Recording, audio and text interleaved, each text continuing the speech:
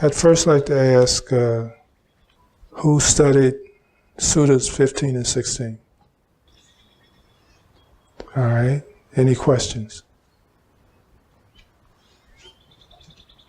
All right. Good.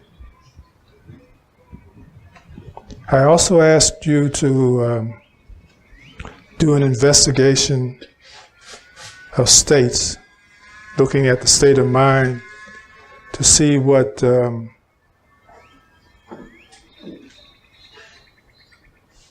defilements or impediments you found, fetters you found, so that we could work on prescribing antidotes to those impediments or defilements. So did you do that? Were you able to do that? Yeah? Okay, good. So we're not going to ask you what you found. That's your stuff that you're getting rid of. Okay? But as a prescription, this was instructions that the Buddha gave to his son Rahula. And he said, develop meditation on loving kindness. For when you develop meditation on loving kindness, any ill will be abandoned. Develop meditation on compassion. For when you develop meditation on compassion, any cruelty will be abandoned. Develop meditation on altruistic joy. For when you develop meditation on altruistic joy, any discontent will be abandoned. Develop meditation on equanimity. For when you develop meditation on equanimity, any aversion will be abandoned. Develop meditation on foulness. For when you develop meditation on foulness, any lust will be abandoned. Develop meditation on perception of impermanence. For when you develop meditation on perception of impermanence, the conceit I am will be abandoned. So I hope you got a hook for what you found and what the prescription is. So work on those things so that your mind will be inclined back to your originality. My simple message today is a very complicated one, a very complex one. It touches such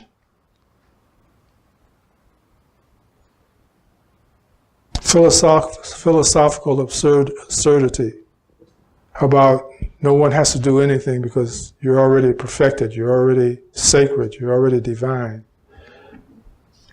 And that truth, that message, that absurdity is often misunderstood.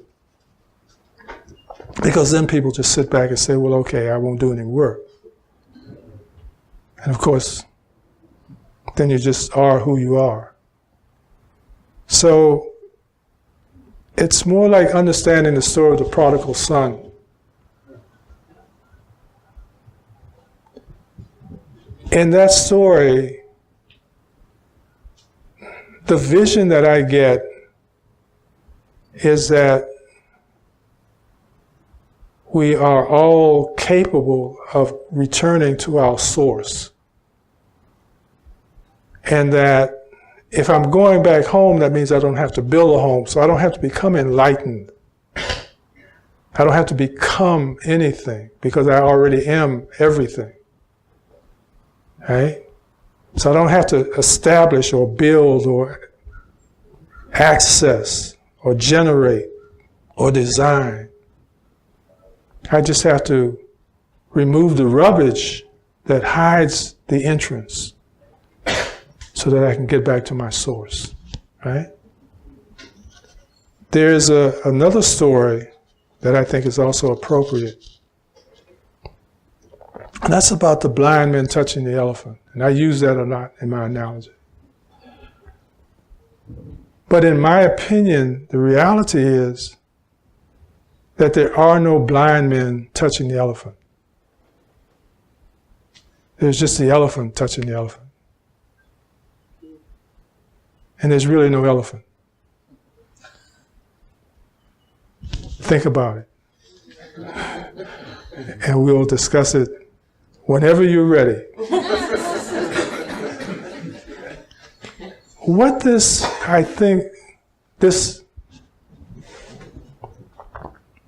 thinking, this direction, this searching helps us to accomplish. As Pannadipa said, we hosted a group of Baha'i, and Pannadipa and I were very unknowledgeable about what the Baha'i faith was all about. What did it talk about? What did it encourage people to do? And so she pulled up something that came from the conference of, am I saying this right? The conference of Baha'i? They have a justice council. Okay, a justice council. The Universal House of Justice, I believe. Okay, thank you. The Universal House of Justice? Yes. Okay, great. The key word there is universal. It says, the enduring legacy of the 21st century is that it compelled the people of the world to begin seeing themselves as the members of a single human race, and the earth as that race's common homeland. Despite the continuing conflict and violence that darkens the horizon, prejudices that once seemed inherent in the nature of the human species are everywhere giving away. Down with them come barriers that long divide the family of man into a babel of incoherent identities, cultural, ethnic, and natural origin. That so fundamental a change could occur in so brief a period, virtually overnight in the perspective of historical time, suggests the magnitude of the possibilities for the future. Tragically, organized religion, whose very reason for being entails service to the cause of brotherhood and peace, behaves all too frequently as one of the most formidable obstacles in the path. To cite a particular painful point or factor, it has long lent its credibility to fanaticism. We feel the responsibility as the governing council of one of the world's religions to urge earnest consideration of the challenge this poses for the religious leadership, both the issue and the circumstances to which if it gives rise requires that we speak frankly. We call for an end to religious fanaticism and division, for the wholesale discarding of old patterns of racism, prejudice, and bigotry, for equality of women and men, and for the renunciation of all those claims to exclusivity and finality that, in winding their roots around the life of the spirit, have been the greatest single factor for suffocating impulses to unity and in promoting hatred and violence. So in other words, if we go back to the elephant and the blind man, if we see them as a Buddhist blind man and a Muslim blind man and a Christian blind man and a Baha'i blind man, okay, what I want you to begin to construct in your mental continuum is an idea of being the source of everything. And that whenever we become something special, we become a splinter, a fragment of that source. We become a drop of the ocean. And we no longer see ourselves as the ocean because we think ourselves contained in the drop. That if we identify as man, woman, black, white, purple, green, American, Muslim, Christian, Jew, that we splinter, we divide, we shatter, we disconnect from the source, which is not all of those things, but higher than all of those things.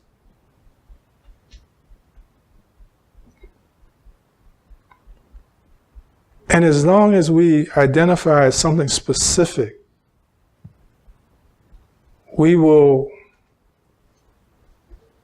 entertain the fact that my specificity is better than yours, that you should join my club, because that's what it is when I become specific. I form a club.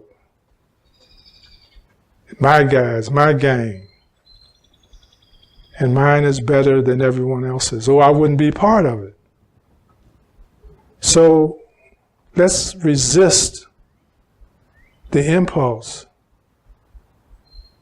to form, to be, to identify as something specific, and to realize that we are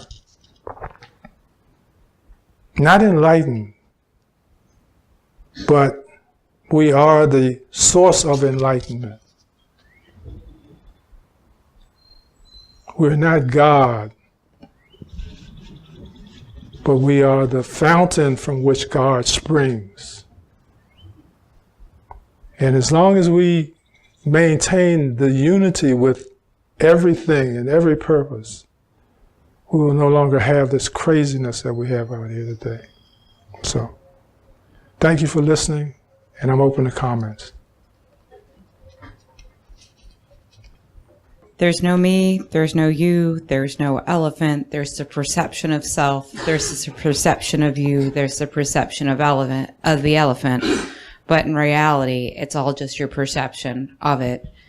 There's no Catholicism, there's no Buddhism, there's no Judaism. There's your perception of what it is, and really at the end, it's just a sense of oneness. And we're all the ocean and the drop within it. Is that correct? Or is that where you were taking that? Amen. Hallelujah. Yeah. Yeah. We confuse ourselves. When we look back and we've all said, and we heard it said that, Christ wasn't a Christian and Buddha wasn't a Buddhist. Well, do you think that God was God? I don't think so. So we have unawakened, unenlightened people who hear a message and then concretize it and say, this is special, when they don't realize that it's only a fragment of the whole truth. That those of us who are open enough, strong enough, wise enough, inquisitive enough to investigate all of the wisdom paths, see that all of them contain the same sources of truth, just expressed differently. And usually that is crafted through the culture of the person interpreting it, the experiences of the person interpreting it. But we can all see the flavor of the same truth that we embrace, whatever we call it, in everything that everyone else is doing. So we've got to get over this craziness that says, well, my truth is better than your truth. Because this is the divisiveness that occurs. This is the excuse of me overrunning you, of colonizing you, of proselytizing you, because my stuff is better and more genuine, more authentic. And it's just our stuff.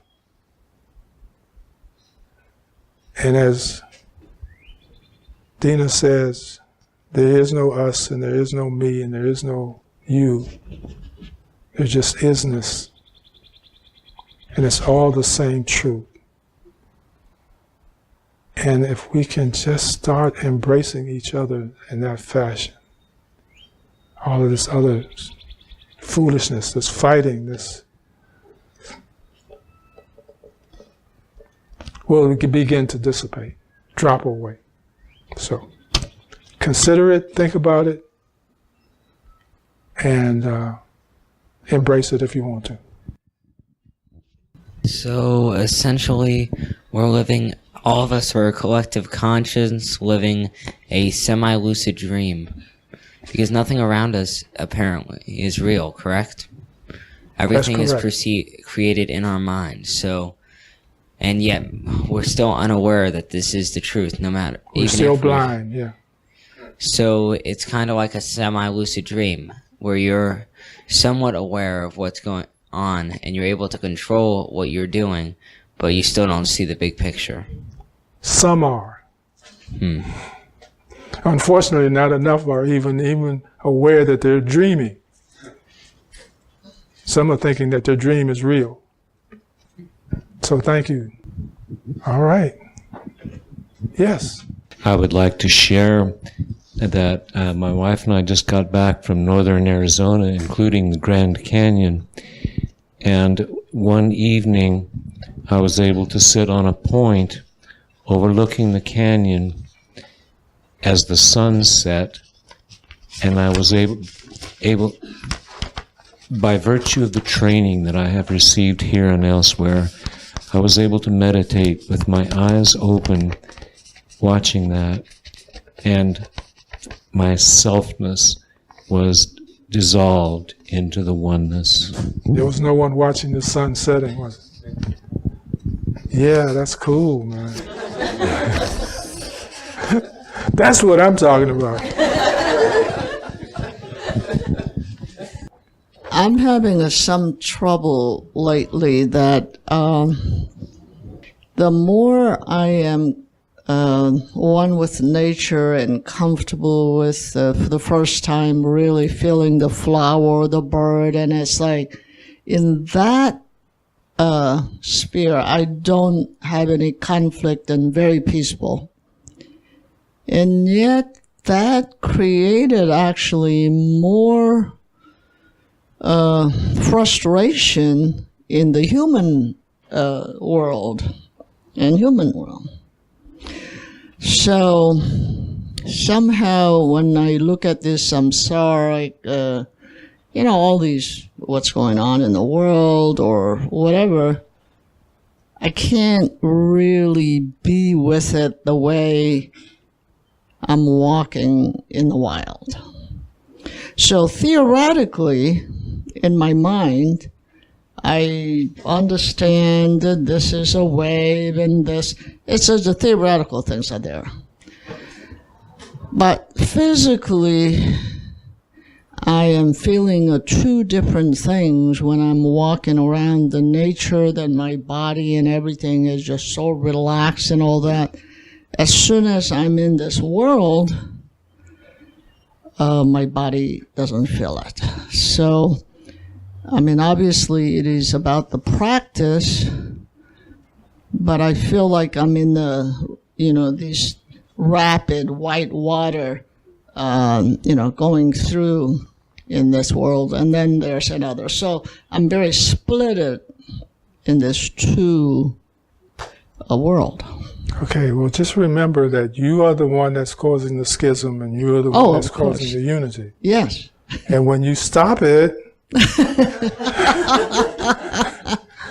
you will no longer have any trouble. But my mind is stopping, but not the body. Not but. Just stop creating the schism.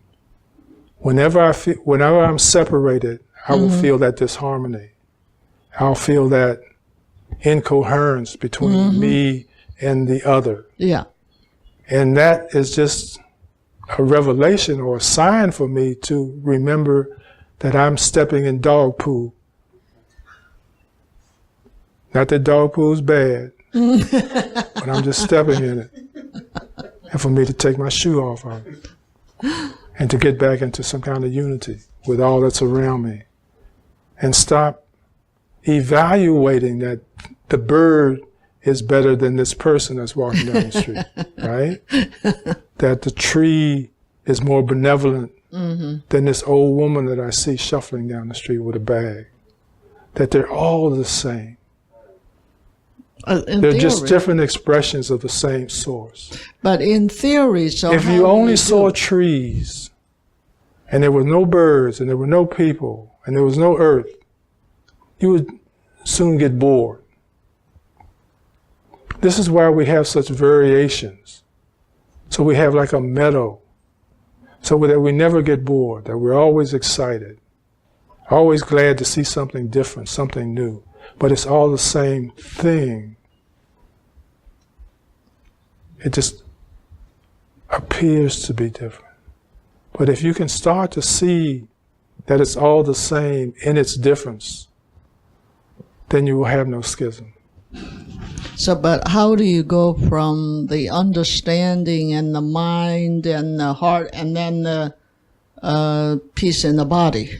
That's the, like, I do tell these things and I do understand it, reading it and all that, but then my muscles and everything is not doing the different things. That's because you're not practicing it. You're thinking about it. You're reading it. You're talking about it, but you're not living it. And this is what we're talking about here.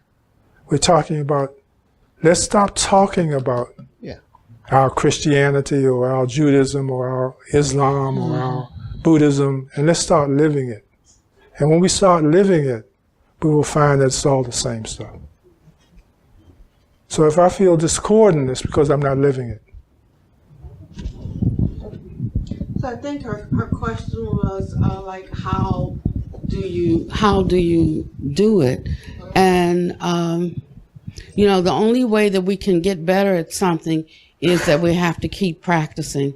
So when aversion arises around something, you know, first we don't realize that, we don't call it like aversion is arising. It's like they're bothering me or they're doing something, you know, we say it's something that they're doing, you know, but with the help of, you know, the teachings, we can have a clearer seeing and we can recognize that there's an aversion. I don't like it is arising in me. And maybe that's all we can do in the beginning is to recognize that aversion is arising in me. But the more we turn our attention in that moment when it's arising, you know, your mind can't be on two things at one time. So when my attention turns to aversion is arising in me, anger is arising in me, it just got off of whatever they were doing, and now I'm looking at this.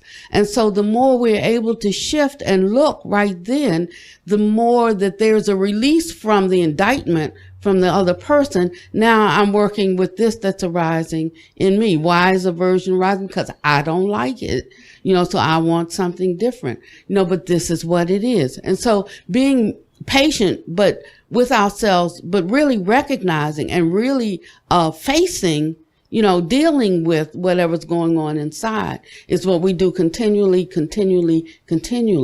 I mean, it takes up so much time. It takes up all of our time. We don't really have time to really, you know, focus on others. But then after a while, you reach a tipping point. And what was an irritation is no longer an irritation. When I first brought my daughter home from the hospital, I was glad, you know, but after a few nights of crying, all, you know, nothing's wrong, you're not wet, you're not hungry, it's a sleeping time, you know. And so, you know, I was starting to not feel so good about this whole motherhood thing, you know. But then I realized that the baby is just doing what they're doing. You know, I started thinking about how she was nurtured and enveloped for, you know, almost a year in my room. When she came out right under bright lights like that. You know, people picking in her nose and cutting on her, you know, and things like that. And how, what a shock into this world. Maybe they cry for 3 months just getting over that initial shock of coming out into this world. You know, so some sympathy and compassion arose for her discomfort, even though I didn't know what was wrong with her. You know, I'm just starting to try to comfort. But it took seeing her from her own side and understanding that there is some discomfort there.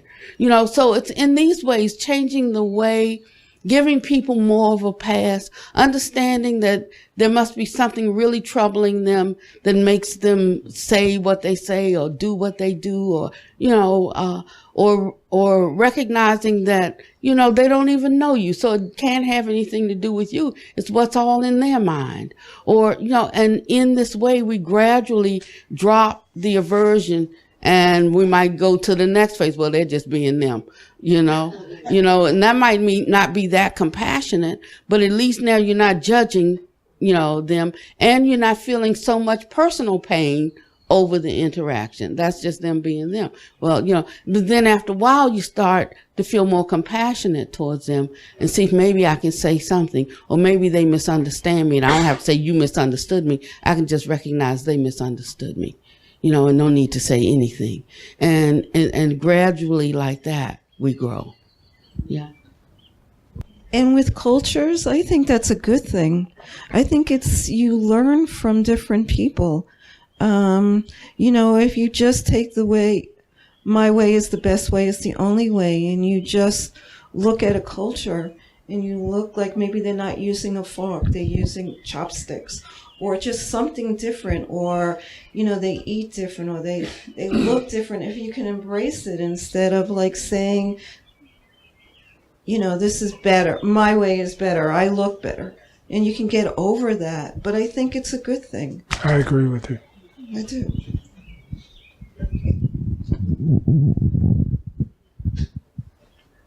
From my personal standpoint, I start to fall off the bandwagon when we get into what I would call immense cruelty and suffering or atrocities. Mm-hmm. It's one thing if somebody's irritating me at a restaurant. Mm-hmm. They're talking too loud. But when I look at genocide, when I look at people killing animals, et cetera, that's where I cannot wrap my head around that. And I often think back to the I think it's a Shanti Deva quote where they say, if you believe in suffering, you're lacking wisdom. If you don't believe in suffering, you're lacking compassion. Mm-hmm. So I can only go so far with where everybody's saying I'm on board, but then, you know, true atrocity in the world, true outright cruelty. Mm-hmm. Can you address that? I don't know. That's what we're doing. Well, we're saying it exists because there is a perception of privilege.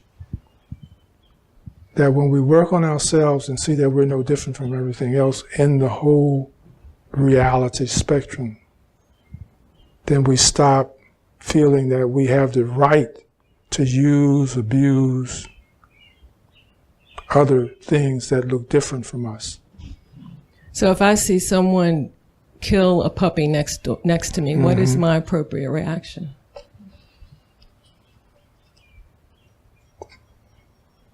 Why do we have engaged Buddhism anyway, if none of it's real?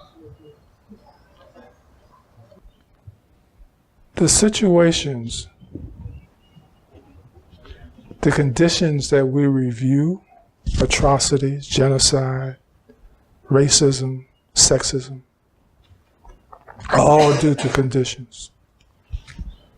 I can continue to attack the obvious, and it's like playing, what's that guacamole thing? Guacamole? Whack-a-mole? You know, it just pops up someplace else. Okay? It's about trying to find a cure. Violence against violence is not the answer, right? Right. Okay. So it is about us suggesting and suggesting that we start seeking out the condition that causes it in the first place, and encouraging others to walk the same truth that we're walking. That's what I'm expressing today. We've always been fighting injustice, someone, somewhere. But it's like the whole house is on fire now. You know, we have more fire than we have firemen or firewomen, right? And so it's no longer a question of putting out the fires. It's a question of why did the fire start in the first place. So this goes back to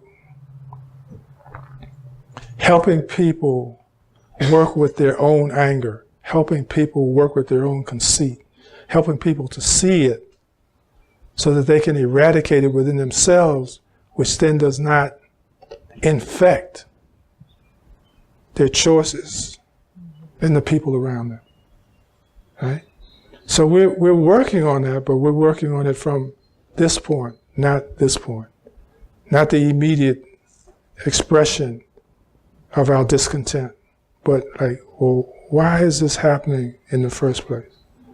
You know, I was watching a documentary about the genocide in Burma, okay? And I was listening to some Bangladesh workers who were lamenting about the Rohingya people coming over and taking their jobs. And they couldn't get any work anymore because the Rohingya people were willing to work for $2 less or $3 less than they were. And their solution was to send them back to Burma to be killed. I mean, that's where they're setting women on fire after they rape them, right? So the answer is not sending them back, but the answer is finding a solution that shares the wealth that's present in the poorest country in the world, Bangladesh. That somehow finds it in my heart to say, I'd rather share my $2 with you than to send you back where your wife and children are raped and killed and set on fire. But we're talking about something very radical now. See? Because we're talking about dispelling the mind, eradicating the mind that says it's okay to build a wall and send people back to violence rather than to share the dollar bill that I have in my hand. Okay? We can build all of the walls. We can put out all of the fires. We can start all of the wars to end wars. But that has never worked. So now we're saying, let's do something radical. Let's change ourselves. And let's walk the earth and point to the truth. And say, just walk your truth. And then your truth will be just like my truth. And there will be no difference. So you'll see no difference. So you'll act no different. And now we'll have harmony. It's a little longer to find the cure and to see the effects of the cure. But these Band-Aids that we're putting on all of these problems in the world, in reality, are just doing nothing but oozing out. Right? Okay. Thank you. You're welcome. Thank you. Okay. Can I just add that? Yes, you can. You know, we talk about these big problems that exist around the world and how we feel so bad about it and want to do something about it. But, you know, to do something about some of these issues requires something from us. And we have to ask the question, are we willing to do that? Are we willing to give up something ourselves besides our talk and our feelings about it? Right. You know, what are we actually willing to sacrifice ourselves? What are we willing to share ourselves? What are we willing to lay down ourselves? What are we willing to give up ourselves personally? And that's where everybody gets stuck, and then they go away sorrowfully because their possessions are very great or their whatever, you know. So it is really not about our feelings about these things. It is about letting the life that we live speak for us. Right. You know, and I know how a person really feels by what they're willing to give up in terms of their personal comfort, by what they're willing to share, by what, that's where we know, or how we know where we are in all of this, beyond our talk of sorrow for other people's conditions. So when I look at it's politically correct right now, to be ally for this group, or ally for that group. And so I see a 70-year-old ally, and I'm like, well, where you been the other 69 years? What you see now didn't just start happening. It's been happening all along, so there is something about the whole ally movement that I find disingenuous. Disingenuous, is that a word? Mm-hmm. Yeah, okay. That I find disingenuous. It's almost like wanting to be able to control the conversation. And, but the different people, the poor people, the people of color, people who are affected by all of these things, who've lived with this their whole life, like platitudes, like we really don't want platitudes. We don't even want tears. We cried our own, a river of them, but there has to be an actual shift. And we know when there's an actual shift in a person's idea or perception or understanding of things. And that's where we are now. We have to get really, really clear on who we are in the world and what we're willing to give for a universal harmony and peace. And this leveling of the playing field is not going to be an easy thing for people. It's not an easy thing. So some of us will go away sorrowfully because we just can't do it. But some will do it, and there will be that much change according to the ones that are willing to do it.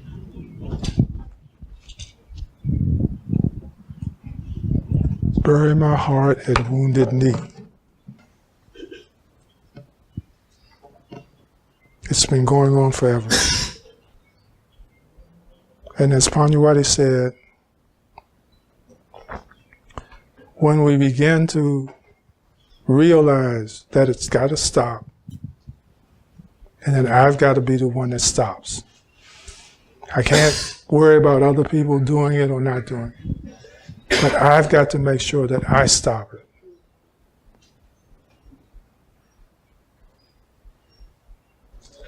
And once we are all able to grasp and engage in that personal work, we will be able to die with no regrets. We're never going to change samsara. This is just a school where we choose whether we want to be on this side or that side, or on no side. So,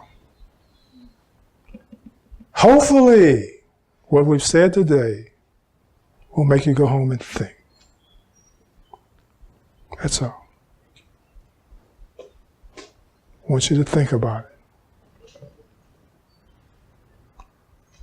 Because we're tired of meeting, we're tired of talking. It's time to realize who we truly are and walk in that truth. So, may all beings be liberated from suffering. May we be well, may we be happy, may we be peaceful. Thank you so much for being who you are and being part of the team. And enjoy the day, smile at a stranger, and I'll see you next time. Thank you so much for everything you do.